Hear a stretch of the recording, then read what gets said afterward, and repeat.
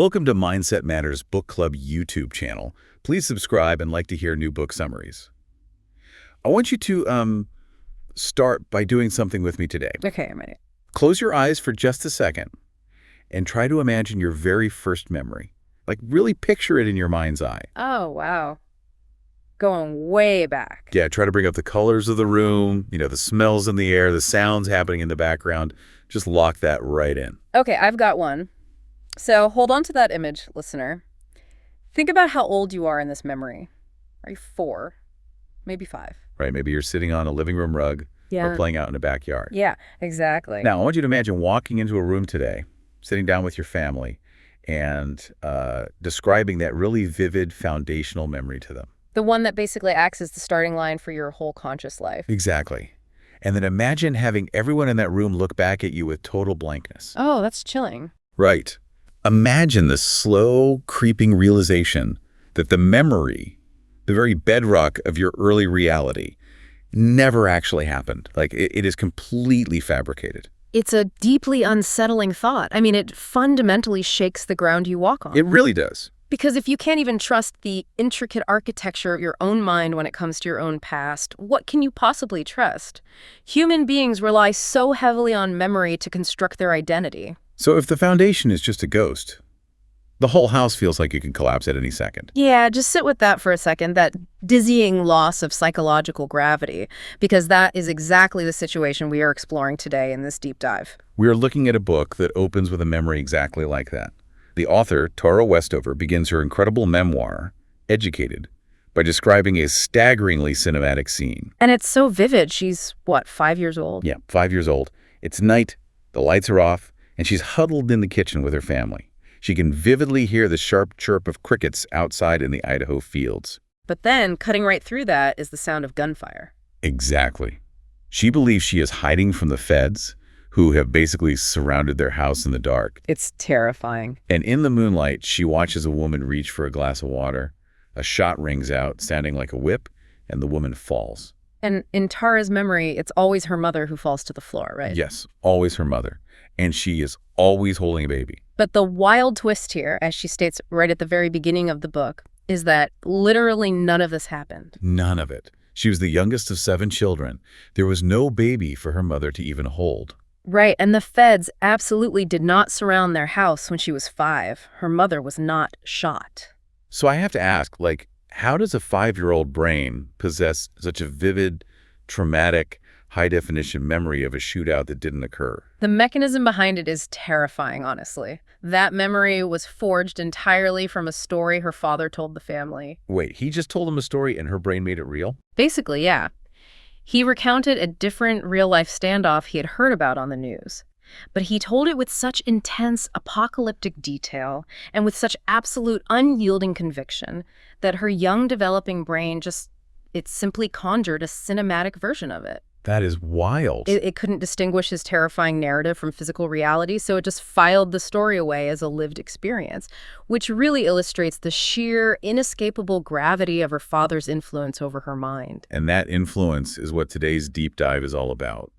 This book is a journey into the immense, sometimes genuinely terrifying power of belief. We are going to explore the incredibly painful, almost surgical process of unlearning what you've been taught since birth. And most importantly, we're going to look at the true, heavy cost of an education. Yeah, and as we unpack the layers of this book, I really want you, the listener, to consider the invisible foundation of your own worldview. Think about the things you just accept as fundamental truths. Exactly. What if everything you were taught to believe about the world, about the government, about history, and even about the people sitting at your own dinner table was fundamentally skewed? How do you even begin the process of separating your own mind from the minds of the people who raised you?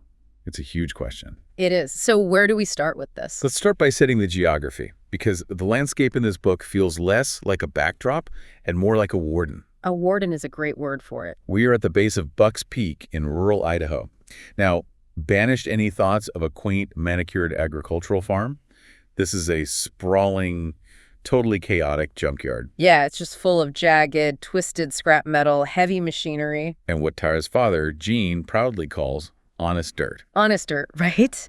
And looming over all of this debris is the mountain itself. They call her the princess. The princess, yeah. She is this towering, watchful presence, changing with the seasons, hiding under snow and emerging in the spring. The mountain truly functions as a character in its own right.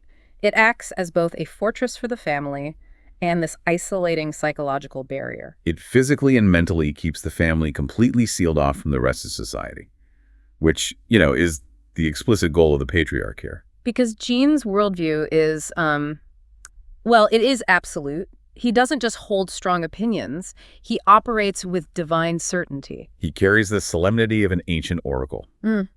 There is this incredibly striking anecdote early in the book that just perfectly captures the terrifying mechanics of his mind. Oh, the living room scene. Yes. So the family is gathered in the living room, sitting on this shaggy brown carpet, and Gene is reading aloud from the book of Isaiah in the Bible as a prophecy about Emmanuel. Right. He reads the line, "Butter and honey shall he eat, that he may know to refuse the evil and choose the good." And he reads it over and over again, right? Exactly. And with each repetition, his voice climbs higher, vibrating with this sort of revelation. He decides, right there on the carpet, that there is a hidden divine doctrine in this verse. So he resolves to inquire of the Lord to find out which food is evil and which is good. And the very next morning, the fridge is completely purged. Milk, yogurt, cheese, all thrown out. Just gone. Just gone. That evening, Gene comes home with his truck loaded with 50 gallons of honey. The Lord has spoken to him. Dairy is an evil contaminant. Let's look at the underlying logic of this because it's important. This isn't just a family deciding to try a quirky, eccentric dietary cleanse. No, not at all. It's a demonstration of absolute, unchecked authoritarianism veiled as divine revelation. He genuinely believes he speaks directly for God. And when a parent operates with that level of divine mandate, it entirely neutralizes a child's cognitive development regarding critical thinking. There is literally no room for debate. Disagreeing with the father is no longer just teenage rebellion. It is literally disagreeing with the Almighty. Exactly. It equates independent thought with spiritual damnation. Wait, let me stop you there, though.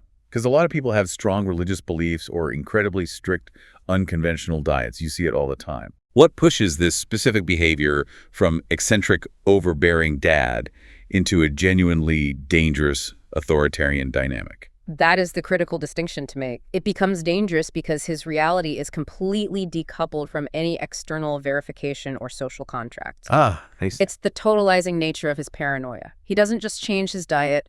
He views the milk as a literal spiritual threat. He takes this revelation to the local church, right? Yes, he goes to church and corners the dairy farmers in the congregation, aggressively waving his Bible and preaching about the sinfulness of milk to people whose entire livelihoods depend on it. It shows an inability to comprehend that other realities exist outside his own brain. And he sees those threats everywhere. To Gene, the outside world is comprehensively corrupted. Oh, completely. He fears a shadowy Illuminati, he fears socialism, and above all, he possesses this pathological terror of the medical establishment and the public school system. He truly deeply believes that sending his kids to a public school is surrendering their eternal souls to the devil. It's almost like, those closed ecological terrariums, the glass spheres that have their own self-sustaining soil and moisture inside. That's the sealed ecosystems, yeah. That's a great analogy. Exactly like those. Yeah.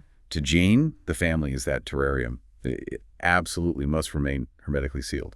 Right. Any outside air, any outside influence, whether it's a doctor with a stethoscope, a teacher with a textbook, or even just a simple glass of 2% milk. It's treated as a lethal contaminant that will breach the glass and destroy the entire ecosystem. But the tragedy of this specific terrarium is that the plants growing inside it are constantly being told the outside air is toxic poison.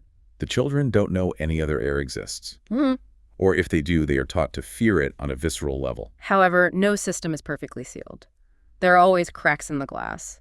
We see one of these cracks early on through Tara's grandmother. The one they affectionately call Grandma down the hill. Yeah, she is such a fascinating figure because she lives just down the highway, yet she operates in a totally different reality. She and Gene argue constantly. She believes the kids should be in school, not, roaming the mountain like savages, as she puts it. And she actually devises a legitimate escape plan for Tara. She does. She waits until Gene is swamped with a massive construction job right before the winter freeze, knowing he won't be able to leave work to track them down. So she tells Tara to wake up at 5 a.m. Grandma is going to essentially kidnap her, put her in the car, drive her to Arizona for the winter, and enroll her in a real school. It is a genuine offer of salvation. It's a lifeline thrown to a child who is drowning in an environment she doesn't even fully comprehend as dangerous yet. But Tara's psychological reaction to this lifeline is so telling. She doesn't feel relief. She feels an agonizing terror. She sits up all night. She stares at her boots, which are caked in manure, worrying Grandma won't even let them in her clean car. But the real panic comes from her imagination. She pictures the exact moment her family realizes she's gone. She pictures her brothers searching the junkyard, then inevitably moving to the dark, treacherous mountain. She thinks about the sheer cliffs, the feral horses, the rattlesnakes. And she thinks about the harsh, unspoken rule of the mountain. In the valley, you might find an injured animal, but on the mountain, you only find a dead one. We have to ask why she ultimately stays. I mean, she isn't simply afraid of her father's legendary temper. No, she is bound by a deep existential loyalty. She visualizes the pain her absence would cause, the frantic panic of the search, the sorrow in her father's voice when he asks if she chose to go. And that imagined sorrow in her mind is almost immediately drowned out by the phantom sound of crickets and gunfire from that implanted memory we talked about earlier. Her terror of the outside world and her trauma-bonded loyalty to her family's shared, fabricated reality is vastly stronger than the lure of escape. So when 5 a.m. finally comes around, she doesn't move. She stays in her room. She watches through the window as her grandparents drive away in the dark. And then she goes outside to slop the pigs and feed the horses. The book later uses a really profound metaphor to frame the mechanics of these kinds of non-decisions. Tara writes about a historical story her grandmother told her of the Apache women. Right. In a battle where the Apache warriors were vastly outnumbered by cavalry, they fought bravely, but were ultimately driven to the edge of a steep cliff. Instead of surrendering to certain capture and slaughter, the warriors rode their horses right off the edge to their deaths. But the focus of the story isn't just the warriors. It's the women who stood on the ridge watching this happen and what their inevitable fate would be afterward. Tara reflects on how the shape of those women's lives and their ultimate destruction had been determined long before that final dramatic leap off the cliff. She realizes that the trajectory of a human life is rarely the result of one massive cinematic leap. Instead, it is the accumulation of tiny, almost imperceptible choices. As she beautifully puts it, choices numberless as grains of sand. Those grains of sand layer together over years, they compress under the weight of time, they form sediment, and eventually they petrify into solid rock. By the time the critical, life-altering moment arrives, the outcome is already set in stone. If you think about your own life, how often do our tiny, daily, micro decisions, the things we don't even actively process, like deciding not to get in a car at 5 a.m., solidify into the unchangeable bedrock of our existence? It really highlights the invisible gravity of habit and environment. For Tara, choosing to stay on the mountain that morning felt like just one grain of sand, but it was actively compressing into a deeply rooted, subservient identity. An identity that would take years of agonizing psychological effort to break apart later. Absolutely. Now, if staying on the mountain requires this complete, unquestioning submission to Gene's reality, how is it that his own wife managed to subvert it right under his nose? That is such a good question. Because I want to shift focus to someone whose identity undergoes a massive, almost shocking metamorphosis in this book, Tara's mother, Faye. The mother's journey is absolutely crucial to understanding the complex power dynamics of this family. And to understand her transformation, we have to recognize she is not originally from the mountain. Not at all. She was a mailman's daughter, raised in town in a lovely yellow house with a white picket fence. Very different from the junkyard. Extremely. Her mother, LaRue, was a highly respected, meticulous seamstress. LaRue had spent her entire adult life carefully concocting an air of intense respectability for her family. Right, hand-making velvet jackets and pristine gabardine dresses, essentially trying to outrun the deep social stigma of her own father's public alcoholism. LaRue was desperate to give Faye the ultimate social shield. Yeah. The gift of coming from a good, respectable family. But Faye actively rebelled against that shield. She didn't want the white picket fence or the velvet jackets. She had this famous, defining story she loved to tell about bringing her very proper, well-dressed brother, Lynn, to meet Gene's family up on the peak for the first time. Oh, I love this story. Lynn walks into the house, sees these rough, bow-legged, dirt-covered mountain boys screaming at each other, and literally thinks he's witnessing a violent brawl. He wants to call the police. And Faye just laughs at him. She says, no, you just have to listen to the words, not how they are saying it. That's just how Westovers talk. By marrying Jean, she effectively severs herself from her mother's carefully curated world of respectability. And yet, even after moving to the mountain, she initially retains a very meek, fragile, almost apologetic persona. Yeah, she wears careful makeup. She apologizes constantly if she hasn't done her hair perfectly. She speaks in a breathy, small voice. But then Gene has another of his grandiose, paranoid schemes for self-reliance. Right, because Gene hates being dependent on the government or the medical establishment for anything. He decides that for the impending end of days, they need to be completely off the grid medically. So he informs Faye that she is going to become a midwife. Notice the phrasing there. This was not an internal calling she felt. It was his patriarchal mandate. And she is terrified. The book describes the first time she assists a local unlicensed midwife at a birth. Faye is gone for 2 days, and when she finally comes back through the back door, she is so pale she looks practically translucent. She collapses onto the couch, trembling, whispering about how awful the experience was, how there was blood everywhere, and how she thought the baby was dead. She looks at Gene and literally tells him, I can't do it. But Gene's response is to completely dismiss her trauma. He insists.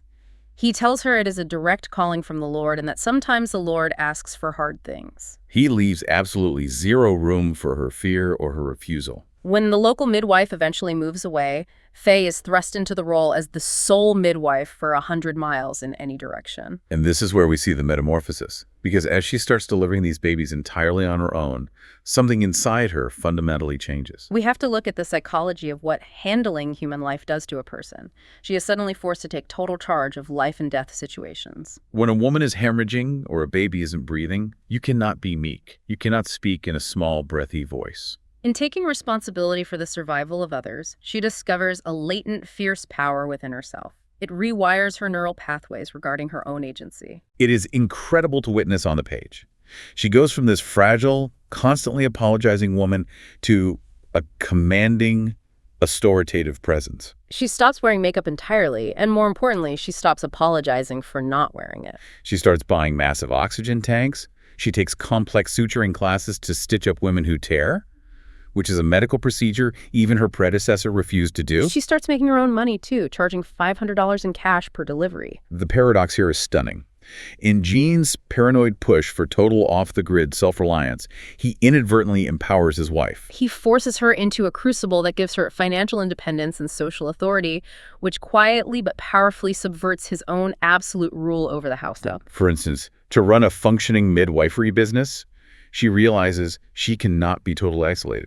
She needs a reliable way for desperate husbands to contact her in the middle of the night. Oh, this leads to one of my favorite moments of quiet rebellion in the book. Mine too. So Gene is violently ideologically opposed to having a telephone. He views it as a direct wire for the government to spy on them. But one day, a white utility van shows up, and men in overalls start climbing the wooden poles near the junkyard. Gene bursts into the house, absolutely furious, demanding to know what the hell is going on. And Mother just looks at him, perfectly calm, eyes wide with feigned innocence, and says, I thought you wanted a phone. You said there could be trouble if someone goes into labor and Grandma isn't home to take the call. Did I misunderstand? She weaponizes his own logic against him perfectly.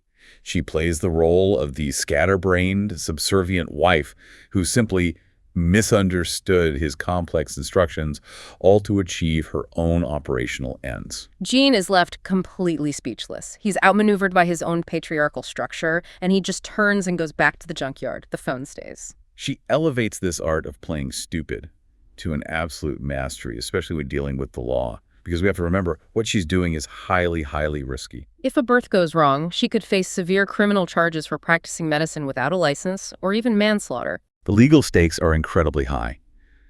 The book details a terrifying night when a baby's heart rate drops dangerously low during a home birth. Faye makes the rapid, split-second call to rush the laboring mother to the hospital in her own car. She is driving so fast and erratically through the dark rural roads that she actually acquires a flashing police escort. And when she physically gets into the bright lights of the emergency room, she slips right back into that defensive persona. She tells Tara later, laughing about it, that she just put on the scatterbrained woman routine, knowing perfectly well that the male police officer would love to play the authoritative hero to a helpless, frantic woman.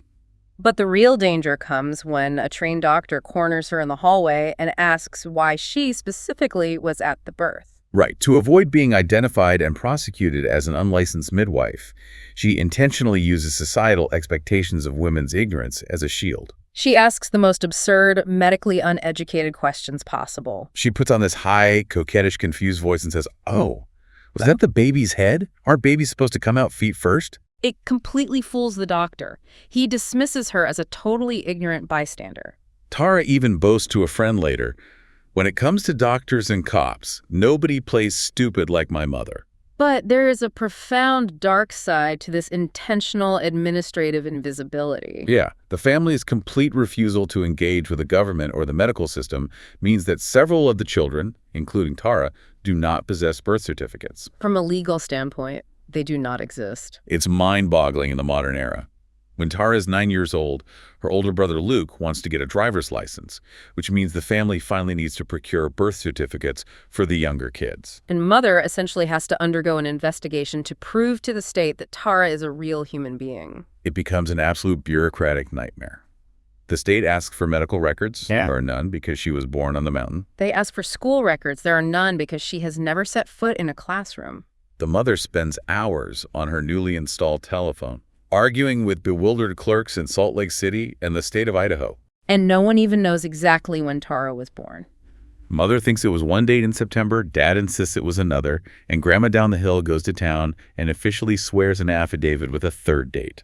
The clerks on the phone are totally bewildered. They act as if not knowing your exact birthday delegitimizes your entire claim to existence. Think deeply about the profound psychological impact of that process on a developing child. Tara writes about the day the state of Idaho finally issues her delayed certificate of birth.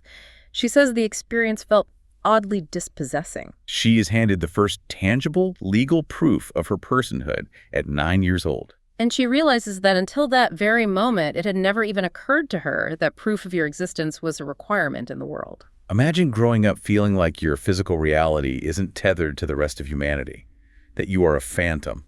It's heartbreaking. But speaking of untethering from the family's reality, we have to talk about the anomaly of the family.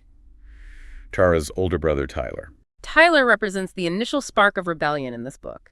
In a house entirely characterized by chaos, deafening noise, and relentless physical labor, Tyler is entirely out of step. The book describes the junkyard and the house as an environment of pure confusion.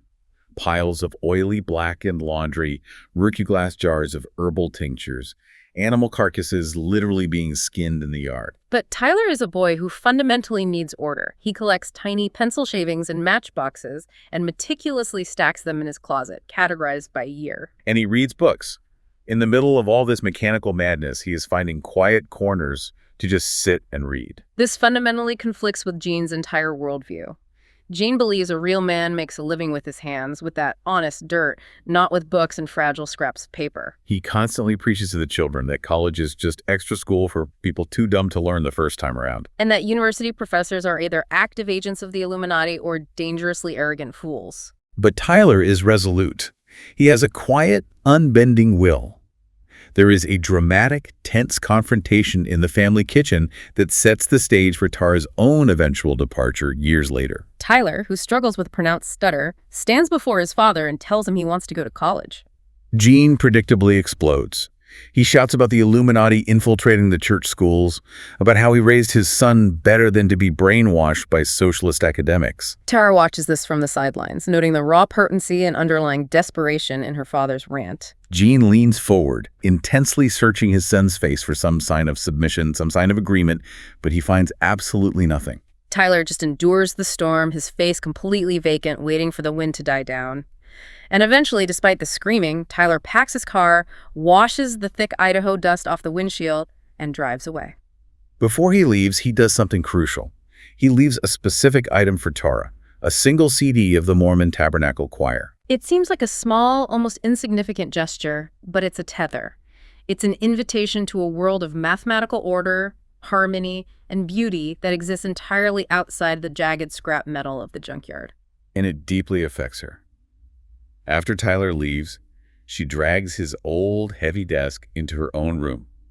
She pulls out his boombox, plays that choir music, and starts to study. Which brings up the question, what did studying even mean in this house? We have to address the reality of what homeschooling actually looked like in the Westover household. It was not a structured, state-approved curriculum. Not even close. When they were much younger, Mother tried a bit, but eventually gave up under the weight of the junkyard and the midwifery. By the time Tara is older, school consists of sitting at a dusty computer playing Mavis Beacon typing games. Or randomly opening a math book, running a finger down the centerfold to physically touch 50 pages, and then confidently telling her mother she did 50 pages of math today. Yet despite this severe, almost criminal lack of formal instruction, Tara undergoes a very rigorous, entirely self-directed education. Because she desperately wants to emulate Tyler, she begins reading the religious texts he left behind in his room. She reads the Book of Mormon, the New Testament, the Old Testament, and then she dives into dense, complex 19th century Mormon theology. Now, for anyone who hasn't read 19th century theology, these are abstract, philosophical treatises written in stiff, winding, archaic language. At first, she understands absolutely nothing. It's a wall of text. But she forces herself to sit there night after night, painstakingly parsing the sentences, trying to crack the code. This is the central paradox of her early life. Her father's library of religious texts was intended to indoctrinate her into his narrow worldview, but instead, it inadvertently trained her mind. She writes that this was her true foundational education.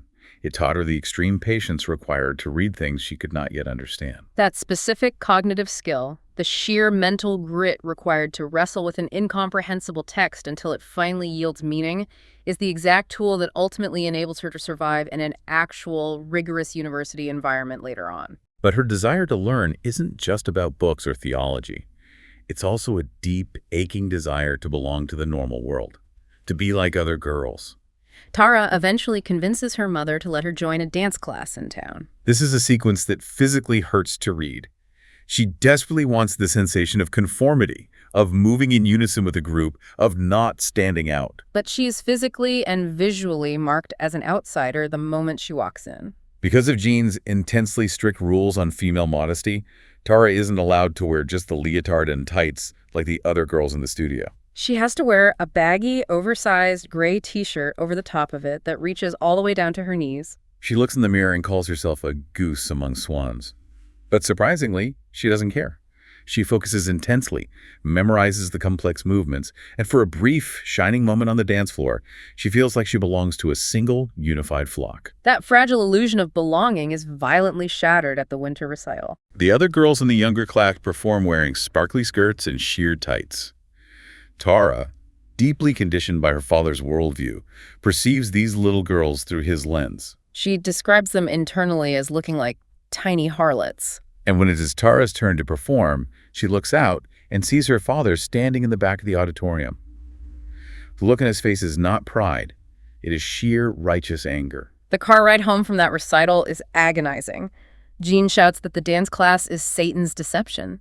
He is deeply personally offended that this lewd display took place in a public building that was supposed to be decent. And later, when Tara finally summons the immense courage to tell her father that she wants to go to public school so she can learn, the absolute hammer drops. Jean doesn't just say no, that would be too simple. Instead, he uses their shared intimate religious language to deliver a crushing psychological blow. He asks her if she remembers the biblical story of Jacob and Esau. Wow. Okay, I know this one. Esau traded his divine birthright, his eternal inheritance, to his brother Jacob for a simple, temporary bowl of stew, a mess of pottage. Exactly. By referencing this specific story, Jean is telling his young daughter that by merely wanting to go to school and read textbooks, she is selling her eternal soul. He is framing her natural, healthy human curiosity as a profound spiritual betrayal. He is saying she is abandoning her faith, her family, and her God for the trivial, corrupt, secular offerings of the outside world. It is a brilliant, devastating manipulation. Despite that crushing blow to her spirit, she doesn't stop. The drive is too strong. She secretly buys an ACT study guide. She buys a massive algebra textbook. She drives into town every night under the guise of doing errands, and she sits alone in the dusty balcony of the dilapidated Worm Creek Opera House during community play rehearsals. Desperately trying to teach herself the fundamental laws of trigonometry from scratch. And inevitably, she encounters a mathematical problem she simply cannot solve. It's a wall she can't climb. It's entirely beyond her comprehension. In a rare moment of vulnerability, she takes the equation back to the house and presents it to her father. He's sitting there in the chaotic living room, surrounded by complex, hand-drawn blueprints for steel haysheds, muttering calculations to himself. She quietly slides the paper with the trig problem over his blueprints. And Gene looks at it. Now remember, he does not have a formal educational background. He doesn't know the academic formulas. But he uses his deep, intuitive understanding of geometry and physical load-bearing from building barns, and he solves it. He just works it out. It's a profoundly bittersweet moment. It's a rare instance of connection between them, but it's also a glaring glimpse of tragic, wasted potential. It proves his brilliant, unharnessed intellect.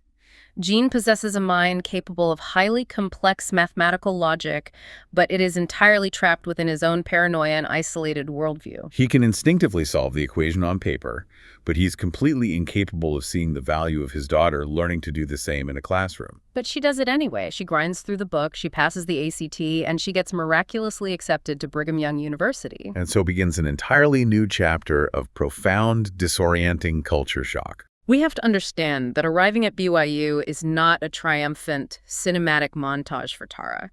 It is a violent, high-speed collision of two entirely different realities. The physical and mental toll on her body is staggering. She has absolutely no idea how to be a student.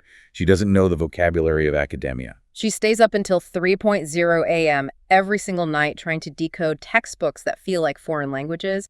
She develops severe stomach ulcers from the immense stress. There's a horrifying moment where her roommate finds her curled up in agonizing pain on a stranger's lawn halfway between campus and their apartment. But she absolutely refuses to go to a doctor or a hospital because the terror of the medical establishment her father instilled in her is still hardwired into her brain. She would rather suffer on the grass. She is navigating a complex foreign landscape without a map and, frankly, without a compass. In an art class, she doesn't even realize she is actually supposed to read the text in the textbook. She thinks she's only supposed to look at the glossy pictures because that's how she interacted with picture books as a child in the junkyard. And this total lack of context leads to one of the most painfully visceral, unforgettable moments in the entire book. She's sitting in a large Western art history class. The professor is showing slides of famous paintings. And then he shows a historical photograph of a man in a faded hat standing in front of a concrete wall. Tara looks down at the caption in her textbook, but there is a word she doesn't recognize. A black hole word, as she calls it. So, doing what she thinks a good student is supposed to do when they want to learn, she raises her hand and asks the professor what the word means. The word is Holocaust. The heavy, suffocating silence in that room. I can almost feel it reading the page. The professor stares at her, assuming she's making a horrific, tasteless anti-Semitic joke. The girl sitting next to her, Vanessa, glares at her in utter disgust and snaps that it isn't funny. Let's delve into the mechanics of this moment, because it brilliantly illuminates the sheer danger of extreme isolation. Tara wasn't being malicious. She was genuinely, terrifyingly ignorant of modern history. Her father's curated curriculum had entirely omitted one of the most defining, horrific atrocities of the 20th century. It reveals the profound vulnerability of a mind that has only ever been fed a single, controlled narrative. When an authority figure controls a child's access to information, they don't just shape what the child knows, they create massive, dangerous voids in their understanding of humanity itself. She realizes she's made a terrible mistake, even if she doesn't know what it is yet. She goes straight to the computer lab after class and types the word into the search engine. And as she reads the results about the work camps, the gas chambers, the millions of men, women, and children systematically murdered, she goes into physiological shock. How do you process that level of massive historical trauma all at once, sitting by yourself at a glowing computer terminal with absolutely zero emotional or historical preparation? But this newfound access to the internet, to unfiltered history, starts pulling at the threads of everything she was ever taught. And one of those threads that begins to unravel is the foundational myth of her father's entire paranoia, the siege at Ruby Ridge. Let's unpack this carefully because it's a massive turning point. For Tara's entire childhood, her father had terrorized the family with the story of the Weaver family at Ruby Ridge. He told them that the feds surrounded the Weaver cabin in the woods and mercilessly murdered the entire family, mothers and children included, simply because the Weavers were patriotic freedom fighters who refused to let the government brainwash their kids in public school. Gene used this horrifying story to justify hoarding high-powered weapons, burying 1,000-gallon tanks of fuel, and making the kids sleep with head-for-the-hills bags packed next to their beds. That story was the absolute bedrock of their family's defensive, militarized posture against the world. But in a psychology class at BYU, Tara learns about bipolar disorder. Suddenly, the textbook symptoms she's reading, extreme paranoia, mania, delusions of persecution, delusions of grandeur, perfectly chillingly describe her father's lifelong behavior. Armed with this entirely new psychological vocabulary, she goes back to the computer lab and searches Wikipedia for Ruby Ridge. And what she finds completely shatters her understanding of her own childhood. The book details exactly what Tara discovers. The standoff did not happen because of homeschooling. Randy Weaver was not targeted by the FBI for keeping his kids out of public school. The historical reality, as detailed in the text Tara reads, is that the conflict began because Randy Weaver sold 2 illegal sawed-off shotguns to an undercover agent at an Aryan Nations gathering. White supremacy. White supremacy and illegal weapons, not homeschooling, were at the heart of the event. And while the standoff was indeed a deeply tragic and controversial event where Weaver's wife and son were killed by the government, a fact that led to national outrage and intense Senate hearings, Randy Weaver himself survived. He wasn't murdered. He successfully sued the government, and the Wikipedia page noted he was currently making a living speaking at gun shows. This represents a profound, earth-shattering paradigm shift for Tara. Let's look at the concept of confirmation bias here. Her father had taken a complex, tragic event rooted in white nationalism and twisted it in his feverish, paranoid brain into a personal narrative of persecution, specifically about homeschooling. He made it about himself. And in doing so, he weaponized that altered history against his own children to control them through fear. It's like finding out the foundational myth of your entire country, the thing you pledge allegiance to every morning, was actually a massive typo. How do you trust your own brain after that? How do you trust the memories of the bone-deep fear you felt as a child packing your go bag in the dark, when the reason for the fear was a complete fabrication? You don't. You have to start the agonizing process of rewriting your own history. And that requires confronting the parts of your history that were not just fabricated by paranoia, but actively physically abusive. Which brings us to the darkest, most difficult part of Tara's dual life, her relationship with her older brother, Sean. While she is attending university and expanding her mind, she is still returning to the mountain during breaks, to work in the junkyard and on dangerous construction sites to pay her tuition. And Sean is severely, unpredictably abusive, both physically and emotionally. He drags her by the hair across rooms, he violently shoves her head into toilets, and he constantly degrades her. And we must examine how he uses specific language to exert that physical control. While they are working together on the construction site, he repeatedly calls her a racial slur, the N-word. "Fetch me a level," he yells at her, using the slur. Before she went to college, Tara didn't understand the historical weight of that word. She thought it was just Sean being edgy or trying to be clever or just another insult. But at BYU, she took an American history class. She learned the reality of slavery. She saw the brutal historical photographs of the whipped, scarred backs of slaves. She learned about Emmett Till, Rosa Parks, and the Civil Rights Movement. Her historical education completely reframes his personal abuse.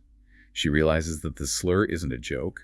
It is a calculated instrument of subjugation. By using that specific word, Sean is actively trying to map historical oppression onto her. He is trying to lock her into an old, subservient version of herself. He is trying to remind her that she is property, that she belongs to the mountain and to the men who rule it. As she writes so powerfully, she finally grasped that someone had opposed the Great March toward equality. Someone had been the person from whom freedom had to be violently wrested. And standing on that construction site, she realizes that person was her brother. So she has these 2 incredibly fractured selves trying to occupy the same body. The terrified roofer who endures abuse in the junkyard, and the brilliant scholar who gets straight A's in history. And these 2 selves violently, spectacularly collide when her academic brilliance wins her a spot on a highly competitive study abroad program at Cambridge University in England. The visual and cultural contrast is staggering. She travels from the rusting scrap metal and honest dirt of Idaho to the ancient, pristine stone corridors and grand dining halls of King's College. There's this amazing cinematic moment where she is up on the roof of the famous King's College chapel with a group of privileged students and her professor, Dr. Carey. They're looking out over the spires. Suddenly, a strong gust of wind picks up. The other students instantly panic, crouching low to the stone, terrified of the height and the drop. But Tara just stands there, perfectly balanced on the edge. Dr. Carey notices and is amazed. And Tara thinks to herself, it's just wind. She's used to balancing on narrow steel beams 30 feet in the air while her father screams at her over the sound of machinery. In that moment, she is the roofer. But internally, despite her physical balance, she is suffering from crippling imposter syndrome. She looks at the other students in their tailored silk dresses and black academic robes, and she feels the stench of the junkyard on her skin. She feels that her core is rancid, that she has somehow tricked these brilliant people into letting her in. This internal crisis comes to a head in a pivotal conversation with Dr. Carey. Tara is standing outside the chapel, and she basically confesses to him that she doesn't belong there. She thinks she is fool's gold, only shining because she happens to be under the specific, flattering lighting of Cambridge, but fundamentally worthless underneath. She is flashing back to being abused by Sean, genuinely believing she is nothing more than the pathetic girl who was shoved into a toilet. Dr. Carey's response is one of the most powerful, transformative moments in the book. He refuses to let her hide behind her trauma. He looks at her and tells her, "You are not fool's gold. Whomever you become, whatever you make yourself into, that is who you always were. It was always in you." And he uses the story of Pygmalion to explain it. Yes. He reminds her of the play where a poor, uneducated Cockney flower girl, Eliza Doolittle, is taught to speak and act like a high society duchess. But he points out that the real transformation wasn't the expensive clothes or the refined accent, it was her internal belief. Dr. Carey tells Tara she was just a Cockney in a nice dress until she believed in herself. Then it didn't matter what dress she wore. He is telling Tara that the most powerful determinant of who she is inside her own mind. The abuse she suffered does not define her core value, and external validation from Cambridge cannot fix an internal lack of belief. This conversation acts as a massive catalyst. Tara realizes that her silence, her refusal to talk about her past, is exactly what is keeping her locked in a cage of shame. So she begins to rewrite the narrative. She starts telling her sophisticated Cambridge friends the actual truth about her background. She tells them about the junkyard, the severe lack of schooling, the root cellar full of apocalyptic supplies. And observe the psychological release that happens here. She notes that in speaking the truth out loud, the shame literally drains away. She has a profound, clarifying realization. The shame wasn't that she was poor or that she hadn't gone to a fancy prep school or even that her father was a paranoid zealot. Those were just circumstances. The real shame, she realizes with stunning clarity, was having parents who looked away while she was being actively hurt. The shame belonged entirely to them, not to her. But achieving that internal clarity doesn't mean the story ends neatly with a bow. In fact, that new clarity leads directly to the ultimate devastating cost of her education. You cannot fundamentally change your internal reality without eventually colliding with the external reality of the family system that still demands your absolute compliance. This brings us to the harrowing climax of the book. Tara returns home for the holidays, a changed woman, and the abuse in the house reaches a violent breaking point. Sean is now married to a young, quiet woman named Emily. One winter night, Sean becomes enraged over a minor, trivial issue. Emily bought the wrong brand of crackers at the grocery store. He physically throws Emily out of the trailer into the freezing snow without her shoes. Tara finds Emily later with her feet so red they look literally burned by the ice. Tara decides, armed with her new education and self-worth, that she can no longer stay silent. She confronts her parents. She begs them to intervene, to see the violence that is happening right in front of them, to protect Emily and the other women in the family. But the parents absolutely refuse to see it. Her father gaslights her with terrifying efficiency. He claims she doesn't have proof, accusing her of coming back from Cambridge with her fancy ideas just to raise hell and destroy the family. He says she won't be happy until Sean is rotting in a prison cell. He completely, unequivocally protects the abuser. We have to look at the mechanics of this denial. It is the ultimate betrayal by the parents. They choose the patriarchal authority of the violent son over the safety and truth of the daughters. For Jean, admitting Sean is abusive would mean admitting his entire closed ecosystem, his terrarium, is flawed and corrupt, and he cannot do that. But there is a brief, agonizing moment of hope for Tara. After she leaves and goes back to her studies, she starts corresponding with her mother via email. And Mother actually types the words Tara has waited her entire life to hear. Mother writes, "You were my child. I should have protected you." Tara describes reading those words on a screen and feeling her entire past rewrite itself. She feels she can finally truly heal because her mother is validating her reality. The blank stares from our opening exercise are finally gone. Someone is saying, "Yes, I remember it too. It was real." But it's a mirage. It's so cruel. As soon as Tara asks to meet her mother in town, away from the mountain and away from Jean's influence, the trap snaps shut. Mother retracts everything. She sends a devastating formal email saying, "A wife does not go where her husband is not welcome. I will not be party to such blatant disrespect." Mother demands that Tara shovel the past 50 feet under the dirt and leave it to rot, demanding she return home, apologize, and pretend everything is fine. Why does the mother do this? It is a grim example of patriarchal survival mechanics. The mother calculates that her survival on the mountain is tied to the men who rule it. She sacrifices her daughter to maintain her own precarious position of power as the midwife and the compliant wife. That email is the final severing. Tara realizes that she cannot trade her reality for theirs. She cannot bury her own hard-won, educated understanding of the world and of herself just to keep their conditional love. So she walks away. She goes on to achieve her PhD. She becomes Dr. Tara Westover. She travels the world. She writes this incredible book. But she loses her family. She loses the mountain that she loved. Reflecting on this incredible journey, the book closes with a profound meditation on the very word education. It's not about the degrees on the wall or the history books read. Tara writes that the choices she made birthed an entirely new self. She says, you could call this selfhood many things: transformation, metamorphosis, falsity, betrayal. I call it an education. It makes you realize that true education isn't just accumulating facts and passing tests. It is the agonizing, liberating process of learning to perceive reality with your own eyes. It's building the mental architecture to stand on your own 2 feet, even if it means walking away from the people you love most in the world. And that leaves us with a final thought to mull over. If a true education is fundamentally about the painful process of separating your own mind from the minds of those who raised you, then what inherited beliefs are you still holding on to right now, simply because dropping them would feel like a betrayal to your past? That is a heavy, necessary question to carry with you today. Thank you for joining us on this deep dive into the book. Keep exploring, keep questioning your own world, and we'll see you next time.